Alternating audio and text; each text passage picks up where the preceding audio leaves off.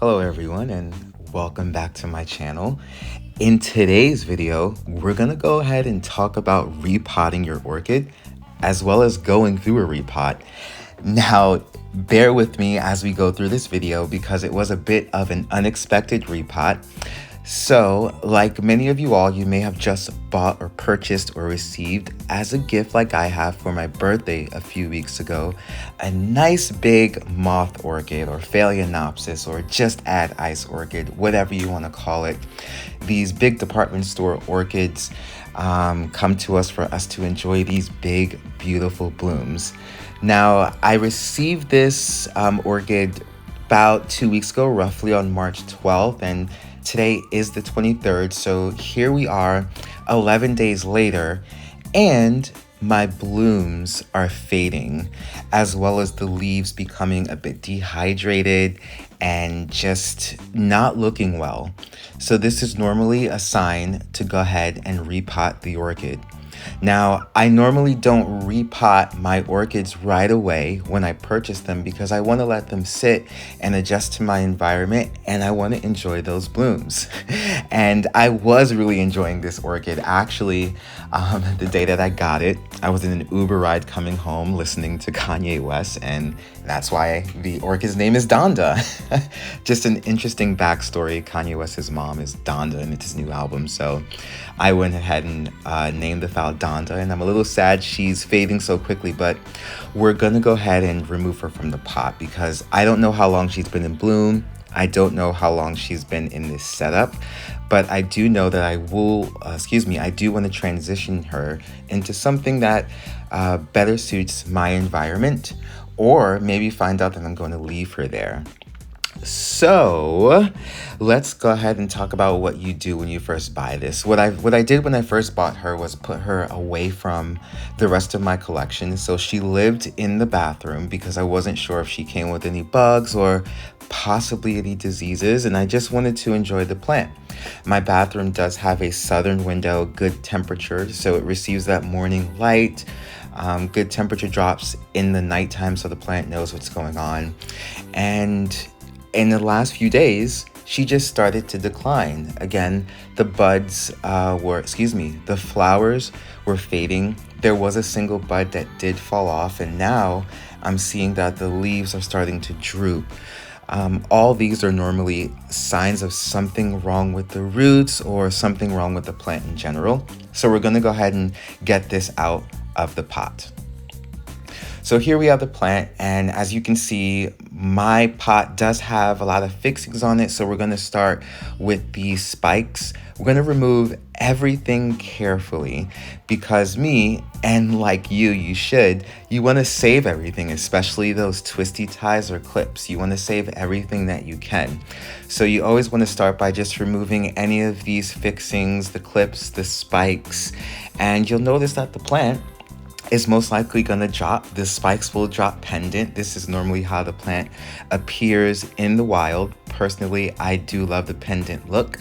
I do like to stake my plants up a bit and then remove the spike once the plant has a bit of height to it, because I do, again, grow under light. And the pendant look does look very, very attractive hanging off of the shelf.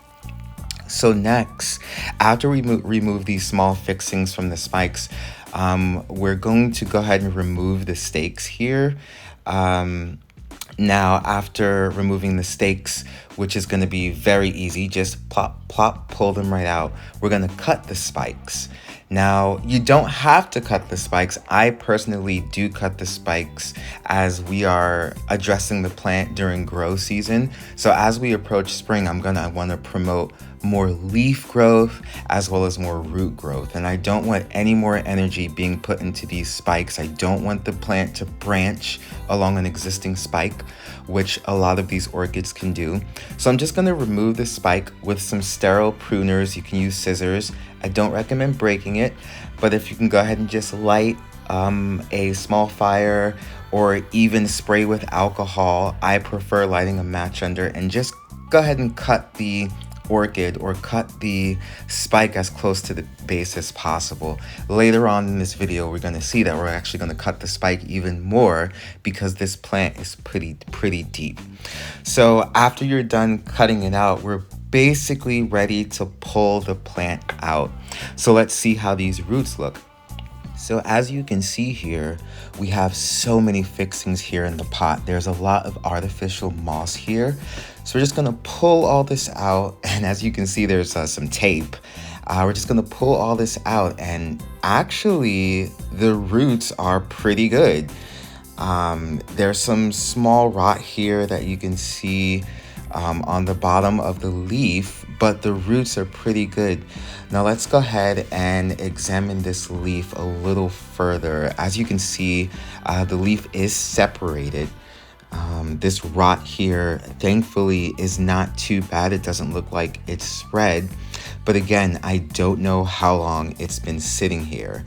So I will actually take the chance and just repot this orchid to let it sit better in my environment, as well as changing the media to something that's more compatible in my environment. I am not a fan of all moss as it doesn't dry in time for my next waterings, and many times my plants will miss a fertilizing or a time where I'm adding something additional towards like a grow season or cutting back something. So we're gonna go ahead and proceed with the repot here by gently pushing the orchid out of the pot. A lot of people like to go ahead and soak the orchid because it does become a bit more manageable. I do not like soaking because it is a huge mess. I prefer everything to be as dry as possible. I have not watered this orchid in almost 2 weeks, but as you can see, the roots were still green and the moss still fluffy, and the moss not fluffy, but not so compacted, but definitely way more moss than I would like in such a pot. Now again, I did not soak it, and I'm glad I didn't, because as you can see, my leaf has a wound, and one important thing that we don't want to do is soak a cut area for anything to spread, pathogens, germs, viruses, and anything to spread. Now we're going to go ahead and pull all the moss from the roots and be as gentle as possible. We want to be very gentle to avoid breaking any of the roots and avoid putting the plant in any type of shock, which can set the plant back with regard to growing. So it may take some time to bounce back if we go ahead and break too many roots. Breaking a root or two normally is not bad, but we just don't want to break that because of the shock, and again because we don't want any exposure points for any pathogens or germs to enter. Now in my pot there isn't, but sometimes you'll see a plug in the center that may have, you know, some tightly packed moss, or possibly another substance such as peat moss. I don't have that here, but those are other reasons why we would want to go and replant the orchid into something that's a bit more safe and neutral in our environment. Now, as you can see, DONDA here was pretty compacted in that pot, so definitely my watering would have been affected. And I want to say that the roots are probably suffocating in here because of all the moss that was sitting on top.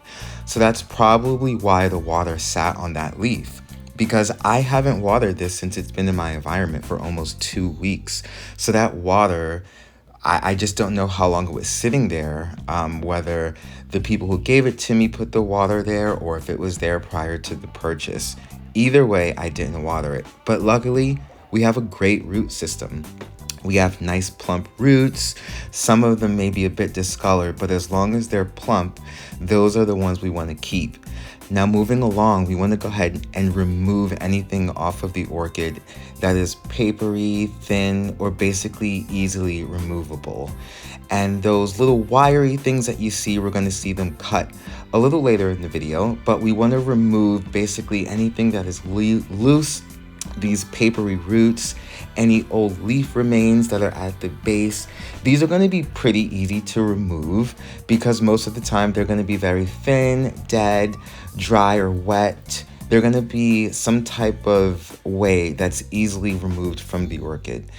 Next, going towards the bottom of the orchid, we do want to remove the stringy roots that are left over. These are the actual roots that are bringing the nutrients to the orchid, but without that filament around the root, they aren't able to absorb any of the water and subsequently any of the nutrients. So there's no absorption without that filament. So cut them away. Be careful. Do this all carefully because we don't want to injure any of the good roots. Now, at the bottom of my orchid, the stem had a tiny bit of elongation. So I went ahead and cut just a bit of the stem because I don't want that to sit down there and have rot. But overall, again, we do have a good root system. It doesn't look like any of the rot spread. I do have some black stuff that is here on the orchid, but everything looks pretty hard and maybe just some dead remains. I will go ahead and disinfect the orchid in a Phalaenopsis solution, and we'll have to wait for the orchid to dry and come back the next day to repot this baby. But thank God we have a nice healthy orchid that's going to give me some blooms. I don't know if it's going to be this year, but blooming season is coming up in the fall, so we'll just have to see. Now, the last thing that we're going to do before we repot this orchid tomorrow is dunk it in a Phalaenopsis solution. So, as you saw before, there was a tear in the leaf, and I'm just not sure what got in there at the time. So Phalaenopsis 20 happens to be an algicide, fungicide, bactericide, and viricide all in one. Normally, they do recommend about 2 teaspoons per gallon. And because this is an orchid and we do everything at a smaller dosage, I do dunk my entire orchid in a gallon of water at a half of the recommended dose, which will be 1 teaspoon. So I use 1 teaspoon for the gallon, and I dunk the entire orchid in there and sit and let it dry for 24 hours. Now we're gonna do that, and then we'll come back to the video tomorrow and repot this baby.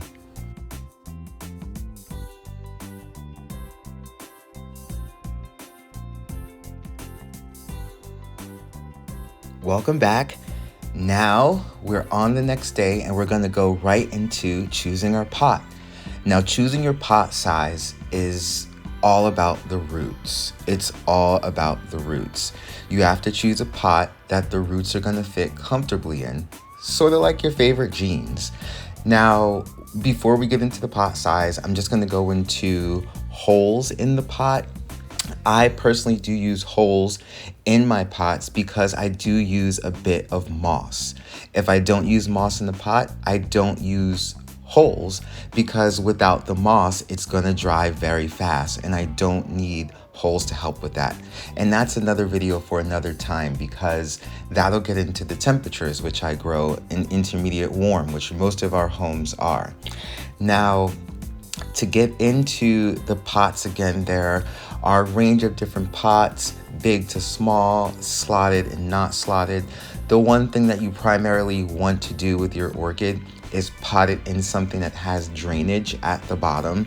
Whether it's drainage that you can make, I do use cups, so I poke holes with soldering irons at the bottom. It's very handy and very economical. I just reuse plastic cups that I get on my delivery orders, and it's very economical.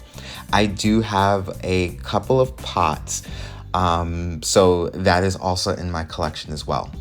Now, I do prefer plastic pots because they hold the range of moisture that I need for my wet-dry cycle, which for me is about every 4 or 5 days when it's warm, and about once a week or so once the weather does cool down. Now, with regard to the pot again, we want to make sure that the orchid does fit inside of the pot very snug. And we want to make sure that we're using the right medium.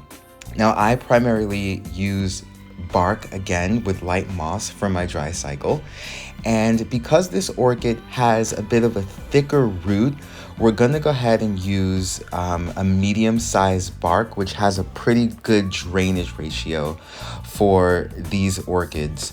If the root system was bigger, I could probably use larger bark and a larger pot, but we're gonna go ahead and use bark and a bit of moss. Now, with regard to preparation, I do use moist moss. I soak it in a bit of water before I repot. I don't put anything in the water. Sometimes I do use a solution called CalMag, which does provide a little calcium and a little magnesium, but I won't be doing that this time around because I want to see how the orchid reacts naturally before I start adding anything there.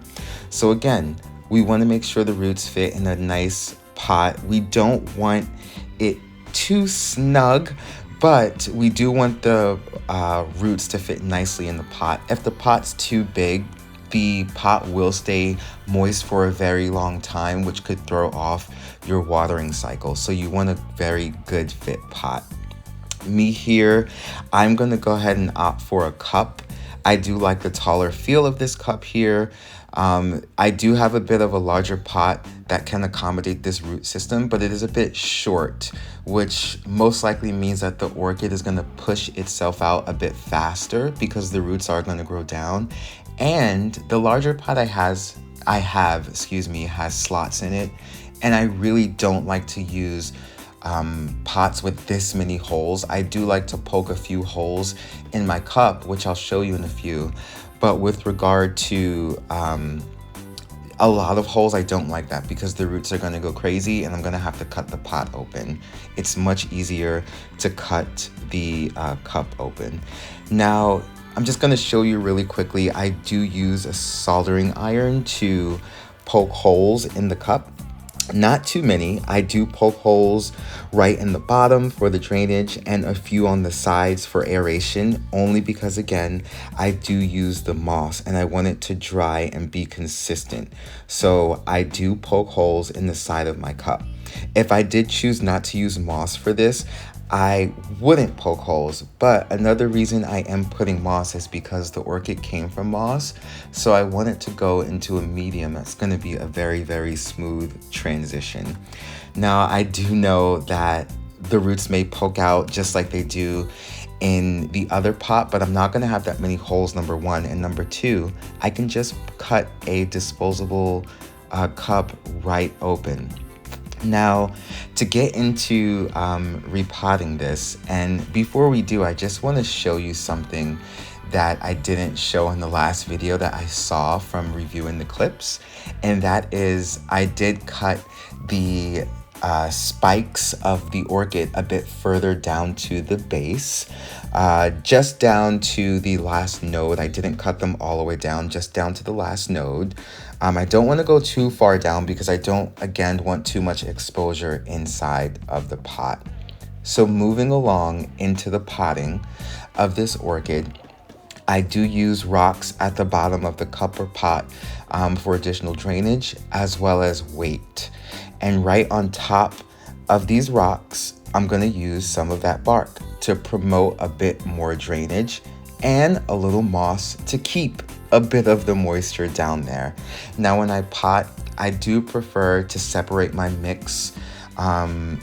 So I do pot the bark in with the sphagnum. I don't mix it all together. And in case anyone is wondering, it's not an endorsement. I do get my bark from Norman's Orchids, orchids.com, because it comes in a very, very large quantity. And I buy, I believe, Better Grow or Best Grow New Zealand sphagnum moss from Amazon right online. Now, we're gonna go ahead and pot up the plant, and I do use a system of using a bit of moss and more bark. I don't know exactly what the ratio is, but I only see myself putting moss in about twice.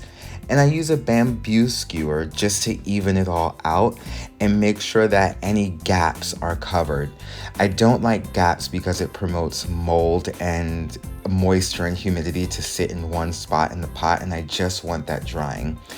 I do again use this bamboo skewer to gently massage the medium around the pot and around the roots. Again, not too tight, squeezing the pot to make sure everything falls, and just making sure the orchid doesn't feel super tight in the pot. Again, snug like your favorite pair of jeans.